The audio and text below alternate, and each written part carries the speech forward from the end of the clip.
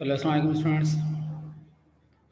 आज हम क्वेश्चन कर रहे हैं इनलार्जमेंट का, जिसके अंदर इनलार्जमेंट और इसके साथ साथ रिफ्लेक्शन की क्वेश्चन भी क्वेश्चन नंबर 22 है।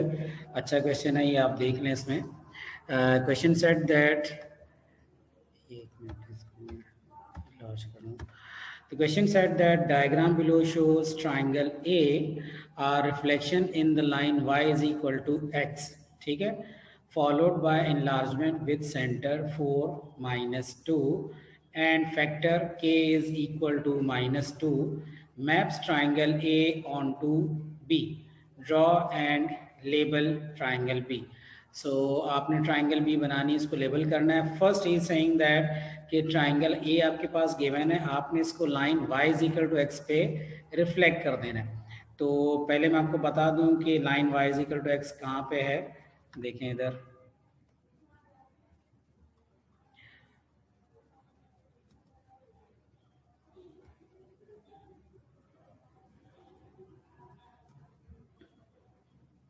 सी line Y is equal to X means के सबसे पहले तो आप वो लाइन बना लो जो कि Y is equal to X है। तो Y is equal to X का मतलब है if Y is 1 X is also equal to 1, X भी 1 है और वाई भी 1 है। तो वो लाइन आपके पास यहाँ पे ये इस तरह करके एक लाइन आएगी, ये वाली लाइन आपके पास आ रही है, ठीक है। यहाँ पे x1 है, y1 है। सिमिलरली ये लाइन यहाँ से नीचे भी एक्सटेंड कर रही है, बिल्कुल डायगोनल्स में से मूव करती जा रही है। Okay, now this is the line of reflection. Now according to this line of reflection, तीनों पॉइंट्स जो ट्राइंगल के उनको आपने रिफ्लेक्ट कर देना है। Let suppose this is the first point, ठीक है।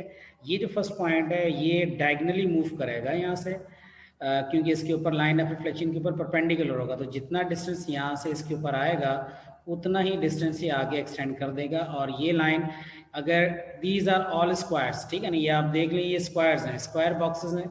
स्क्वायर बॉक्स में से अगर एक लाइन डायगनली मूव करती है तो जो दूसरी डायगनली मूव करती है वो इसके ऊपर एग्जैक्टली परपेंडिकुलर होती है, ठीक है। ये दोनों लाइंस एक दूसरे के ऊपर परपेंडिकुलर है, ये एक स्क्वायर का लॉ है, तो ये समझना है आपने। इस पॉइंट से अगर आप डायगनली मूव करेंगे तो आप इस लाइन के ऊपर परपेंडिकुलर है और इतना ही डिस्टेंस आपने आगे मूव कर लेना है, तो इस पॉइंट की इमेज यहाँ पे आ जाएगी आपके पास। क्लियर? सिमिलरली ये वाला पॉइंट है, ये पॉइंट भी इसी तरह डायगनली ही मूव करेगा। ये सेकंड पॉइंट, अगर हम इसकी बात करें तो ये पॉइंट भी इसी तरह, ये डायगनल है, one diagonal and half diagonal, तो इतना ही डिस्टेंस आगे चला जाएगा, half diagonal and one diagonal. तो ये यहाँ से एग्जैक्टली यहाँ पे आ जाएगा पॉइंट, ठीक है। दूसरा पॉइंट आ जाएगा आपके पास इधर, एक यहाँ पर है पॉइंट, दूसरा पॉइंट हो जाएगा। थर्ड पॉइंट इसकी हम बात करेंगे जब हम इस थर्ड पॉइंट को रिफ्लेक्ट करेंगे। तो आपने इस पॉइंट को, जो भी पॉइंट होते हैं, आपने लाइन ऑफ रिफ्लेक्शन के ऊपर परपेंडिकुलर लेके जाना है। लाइन ऑफ रिफ्लेक्शन इटसेल्फ एक डायगनली मूव कर रही है, तो इसके ऊपर जो परपेंडिकुलर लाइन होगी वो भी डायगनली मूव करते हुए ही आएगी। ये first diagonal, two diagonal and 2.5 diagonal, right. So यहाँ से इतना ही डिस्टेंस और आगे आएगा, हाफ डायगनल, ये 1 and 2. This is the second diagonal. Diagonal number 2 is over here, right? तो ये दो डायगनल आपके पास आ जाते हैं। इन दोनों डायगनल्स को आप आपस में ज्वाइन कर लें। सॉरी, अब ये सारे पॉइंट्स को आप आपस में ज्वाइन कर लें।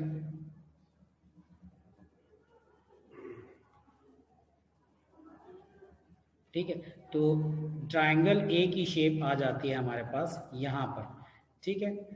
नाउ ये हो गया आपके पास reflection in the line y is equal to X. Y is equal to X में आपने इस लाइन को रिफ्लेक्ट कर दिया। Now the thing is this that after it, अब आपने आना है यहाँ पर अपने पास y is equal to X, ये रिफ्लेक्शन हो गई। Then he said that, sorry, then he said that के followed by enlargement with centre 4 minus 1। Okay, centre of enlargement है x4 y minus 1, this is the centre of enlargement. ये point mark किया यहाँ पर, ठीक है, ये पॉइंट हमने मार्क कर दिया इधर, ये है सेंटर ऑफ इनलार्जमेंट, ये वाला पॉइंट है, ठीक है जी। ये सेंटर ऑफ इनलार्जमेंट हो जाता है 4 minus 1 and scale factor k is equal to -2। Scale factor -2 का मतलब क्या है, जिससे मैंने पहले भी एक्सप्लेन किया है कि अगर स्केल फैक्टर 2 है, 2 का मतलब है कि इमेज साइज में डबल हो जाएगी। बट -2 का मतलब है कि डबल तो होगी बट अपोजिट डायरेक्शन में होगी। सेंटर ऑफ इनलार्जमेंट एक तरफ होगा, उसके एक साइड पे ऑब्जेक्ट है और उसके अपोजिट साइड पे इमेज होगी अगर माइनस में आता है, यानी डायरेक्शन अपोजिट है, सेंटर के अपोजिट है। लेकिन अगर ये प्लस में है तो इसका मतलब है कि सेंटर ऑफ इनलार्जमेंट, ऑब्जेक्ट और इसकी इमेज भी फिर इसी डायरेक्शन में आगे की तरफ होती है। ठीक है, इसी डायरेक्शन में आगे की तरफ इसकी इमेज होती है अगर ये +2 में। माइनस में तो ये ऑपोजिट डायरेक्शन में, मीन सेंटर ऑफ इनलार्जमेंट दरमियान में आ जाएगा।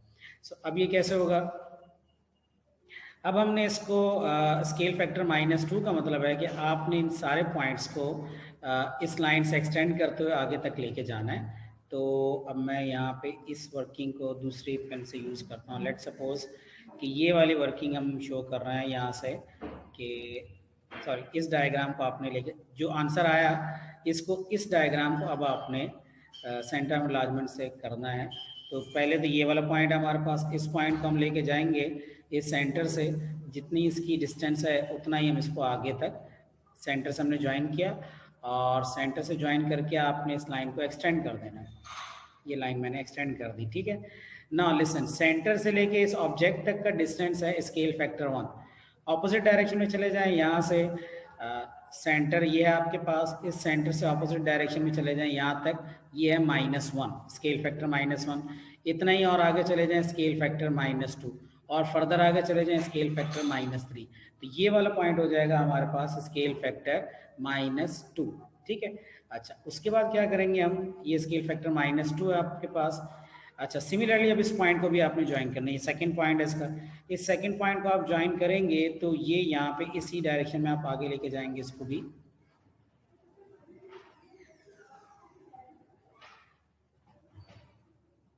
ये इसी तरह से आप मूव करते जाएं तो ये इस जगह पे आके चला जाएगा, ठीक है। सो ये सेंटर आपके पास देखें, this is the centre of enlargement. इस सेंटर से लेके यहाँ तक का डिस्टेंस स्केल फैक्टर +1, लेकिन ऑपोजिट डायरेक्शन में जाएंगे तो यहाँ से लेके यहाँ तक का स्केल फैक्टर -1 और इसी डायरेक्शन में और आगे जाएं -2 और आगे चले जाते हैं तो ये -3 हो जाता। बट राइट नाउ ये हो जाएगा आपके पास -2, ठीक है।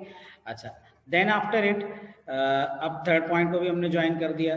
थर्ड पॉइंट बिल्कुल स्ट्रेट है यहाँ पर, तो ये 1 2 3 4 यूनिट, कितना ही आगे जाएंगे 1 2 3 4 5 6 7 एंड 8।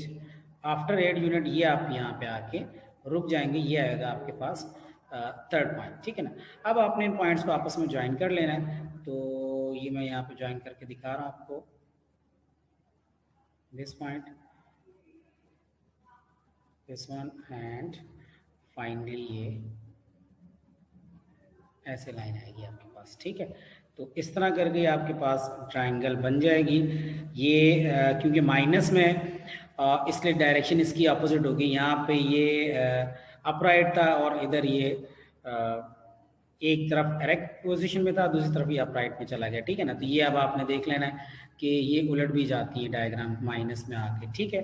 तो आई होप कि यहाँ पे आपको समझ में आ गया। ये आपके पास फाइनल जो डायग्राम आती है वो मैं फाइनल डायग्राम यहाँ लिख रहा हूँ। इस फाइनल डायग्राम को आप कहेंगे ये ट्राइंगल, लार्ज ट्राइंगल जो है ये साइज में डबल होगी। So this is in large triangle and this is triangle B, ठीक है। ट्राइंगल ए जो है फाइनली ये बड़ी ट्राइंगल हमारे पास ट्राइंगल बी आ जाती है। सो आई होप कि यहाँ तक आपको समझ में आ गया होगा।